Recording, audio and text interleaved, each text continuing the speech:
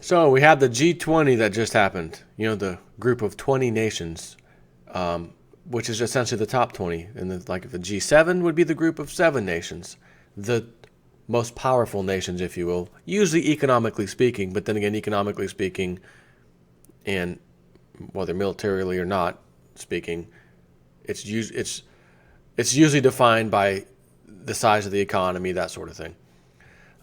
So again, G20 would be the top 20 nations. G7 would be the top 7 nations. Well, this is the G20 meeting that just took place. Donald Trump has sent, I believe, Mr. Steven Mnuchin over there to do his bidding. And you know Trump, he was quoted as saying a while back, you know, a little birdie came out and told us that he wanted something done, and one of his advisors was trying to advise him the other way, and he pretty much looked at him and said, look, I promised the American people I'd be doing this for them. What you're suggesting is not for, it's not for them. We're not going to do that. Something along those lines. I remember talking about it in one of my videos not that long ago. He cleaned house in the State Department.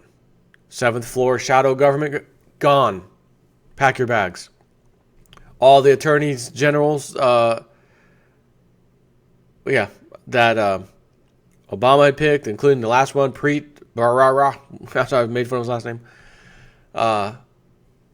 He's not going to fire me. He'll have to fire me. I'm not going to quit. Okay, have it your way. You're fired. Get lost.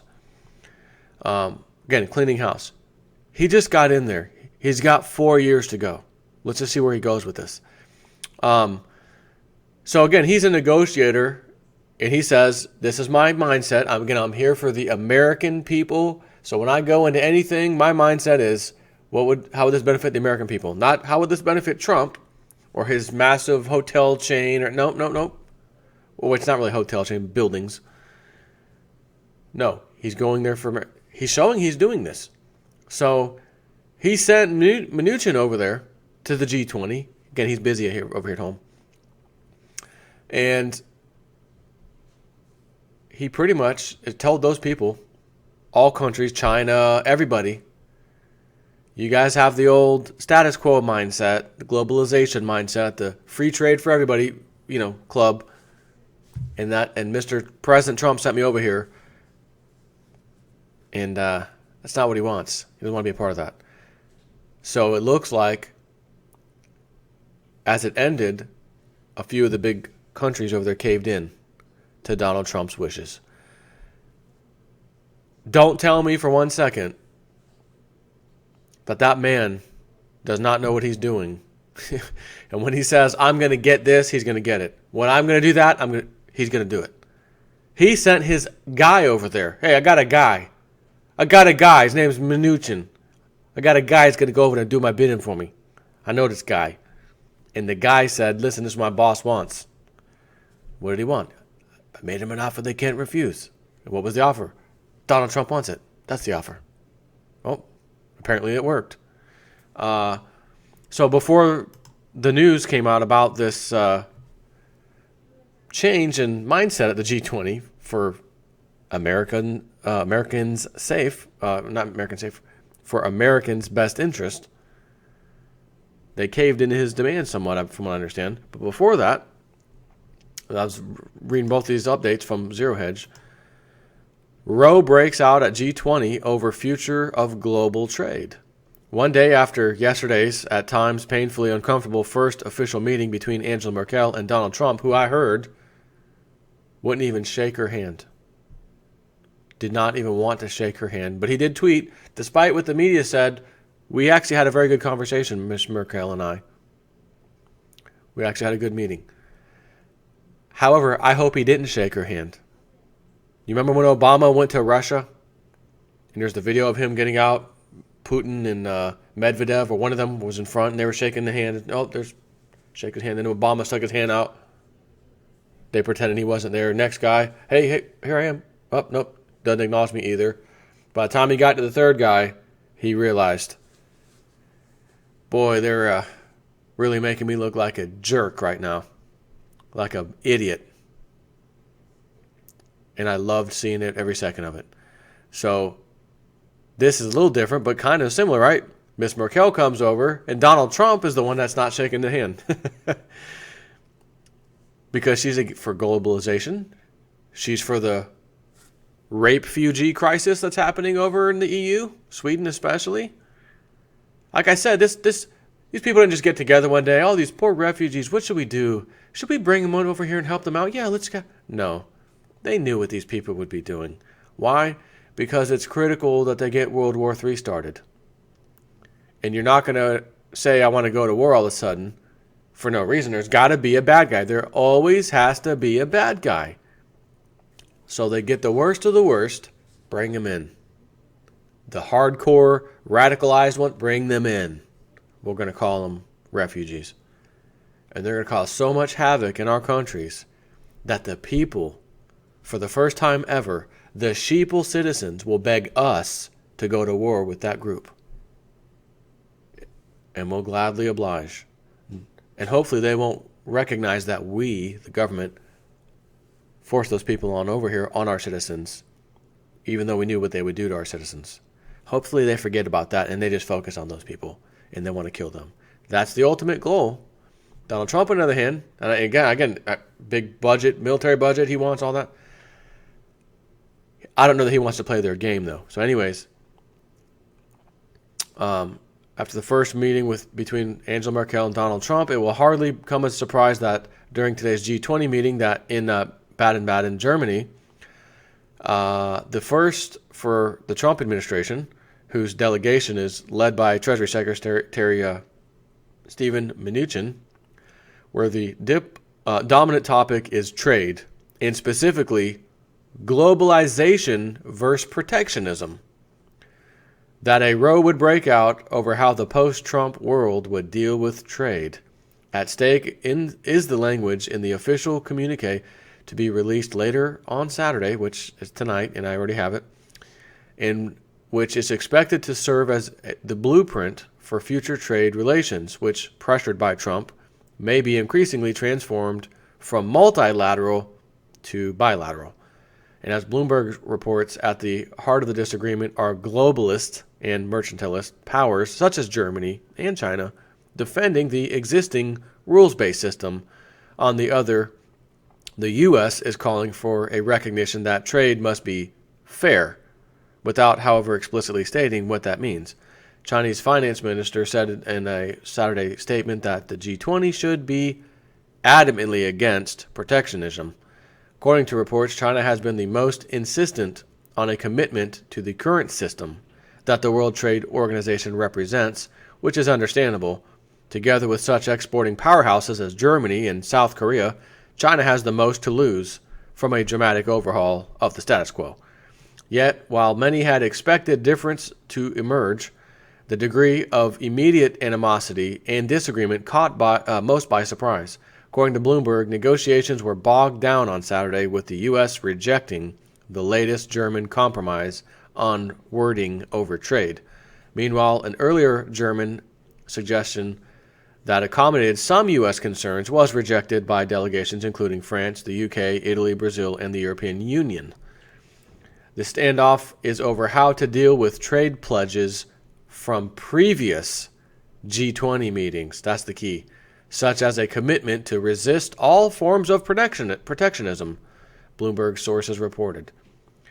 Well, I would step in. Yeah, that was the old boss. That was the old crony boss. That was the old globalist boss. That was your buddy, the status quo boss, who you all thought was getting replaced by the new boss, same as the old boss, status quo, Miss Clinton. And I'm actually pleased to tell you she didn't make it if you didn't already know.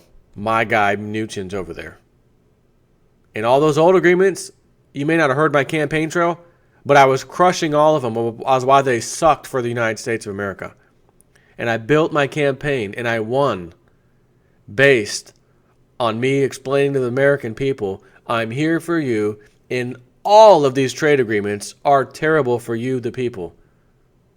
So I hate to ruin this, but I, in my new administration, is not the old administration. So anything they may have agreed to or shook a hand on, yeah, you need to call them. Maybe you can go with the Clinton Global Initiative. Oh, actually, that's closed down. Maybe you can go with her foundation. Well, that's about to be closed down. That's just a walking corpse. Maybe you can go see Obama. He was just in Hawaii. Not too far of a trip. China, Hawaii, Maybe he can help you out, but I can't. I got a lot of work to do. I got to make America great again. That's kind of how that would go if that really happened like that. Meanwhile, the standoff is over how to deal with trade pledges from previous G20 meetings, such as commitment to resist all forms of protectionism. The surprisingly bitter impasse reflects the atmosphere the previous day at the White House, where U.S. President Donald Trump met German Chancellor Angela Merkel and repeated his complaints that his country has been treated very, very unfairly in trade agreements.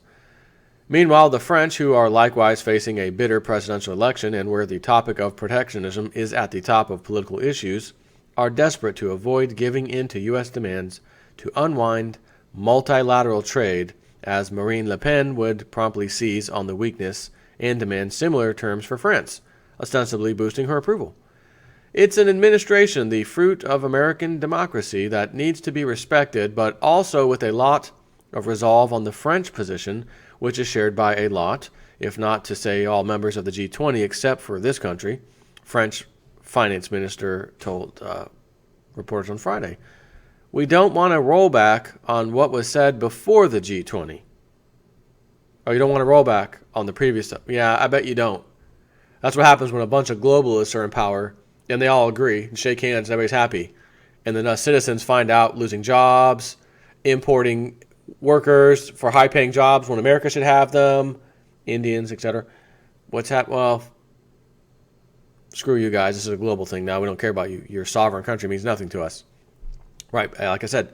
But now Donald Trump's in the House. Donald Trump's not playing that. We don't, but Trump does, and therein lies the rub. Of course, if Trump is successful at overturning years of draft language in G20 communiques, all those nations reliant on the status quo would be impacted. If Trump sees Germany, with whom the U.S. has a $68 billion trade deficit, as having gotten the better of trading agreements or arrangements, then China and South Korea, Taiwan, and many other smaller Asian nations would also fall into the same category. Its newly found stance as the prime defender of the status quo reflects its economic gains under the rules-based system since it joined the World Trade Organization in 2001. China has been able to do well based on the multilateral system. It has been able to leverage the gray areas, said Domenico Lombardi, Director of Global Economy at the Center for International Governance Innovation in Waterloo, Ontario. The Trump administration is for a level trading field. In the case of China, there are complaints of subsidies, so fair trade is what Washington wants to push for. Reflecting just how important the trade relationship between China and the U.S. is, Bloomberg adds that Mnuchin and their guy over China, Zhao, held a bilateral meeting in Baden-Baden on Saturday. A G20 official said, while Trump started his presidency by shooting down regional trade deals and floating measures such as a border tax, his Chinese counterpart Xi Jinping laid out his position at the World Economic Forum in Davos this year when he said protectionism was like locking oneself in a dark room.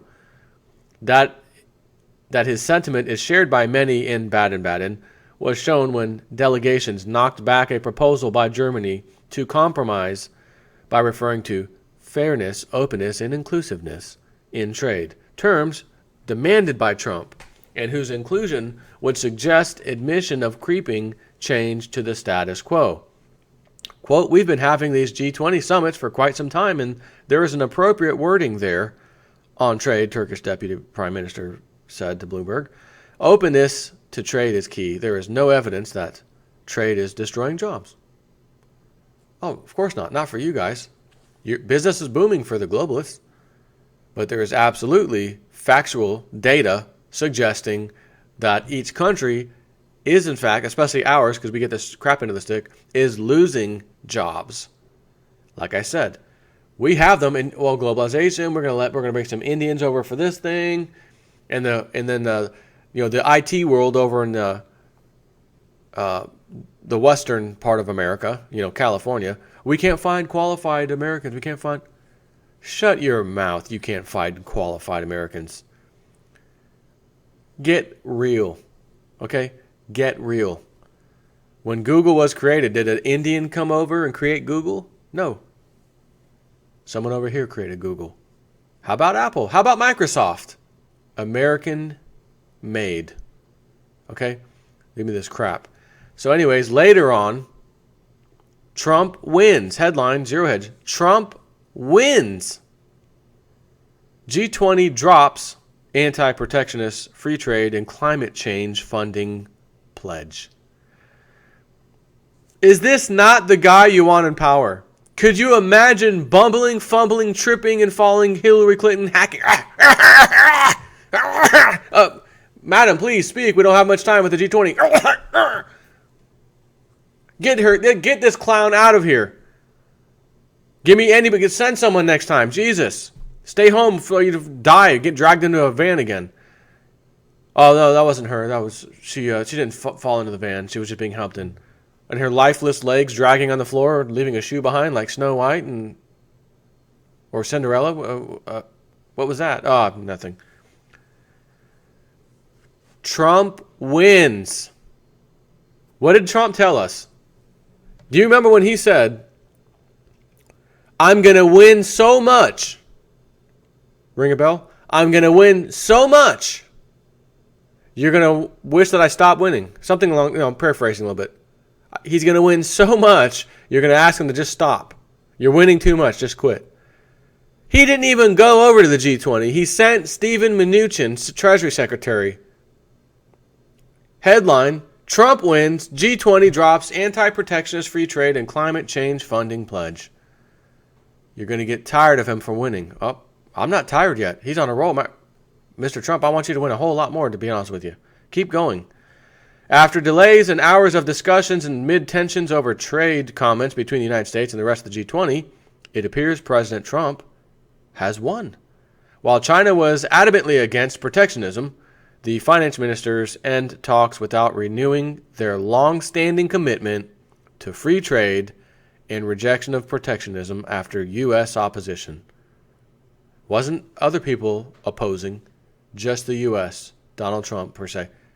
Just us were opposing it. 1 out of 20 is opposing it. We'll go ahead and meet your requirement, sir, because we understand who you guys are. We understand you got a guy that's not a globalist. We are.